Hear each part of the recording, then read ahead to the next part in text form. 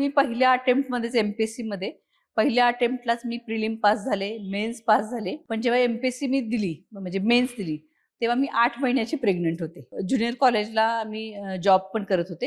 1 वर्ष मी ज्युनियर कॉलेजला Satara to Lonand up down केलं.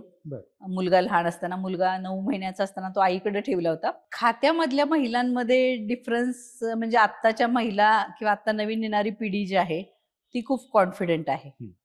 त्यांची स्वतःची मतं ठाम आहेत आणि त्यांना माहिती आहे आपल्याला काय करायचं ते. शेवटचं जे जिल्हा परिषदेचं इलेक्शन मतपत्रिकेवरचं होतं ते मी केलेलं. पदाचा सन्मान व्हायला पाहिजे, ना की महिला असण्याचा सन्मान व्हायला पाहिजे.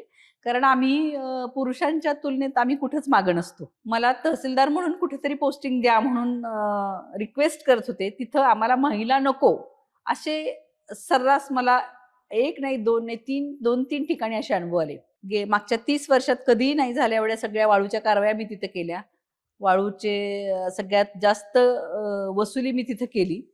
छावणीमध्ये सुद्धा प्रचंड दंडात्मक कारवाया करून 1 कोटीची वगैरे कपात करून आणली. खूप काही आंदोलनांसाठी तुम्हाला रस्त्यावर यावं लागलं त्या आंदोलकांसमोर. त्यावेळेस त्यांची मानसिकता खूप वेगळी असते.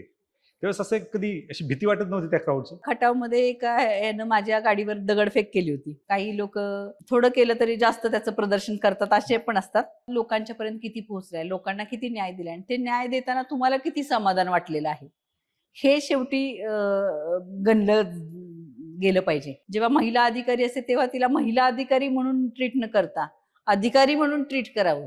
आई मुलाला स्वयंपाक का नाही शिकवत लहानपणापासून?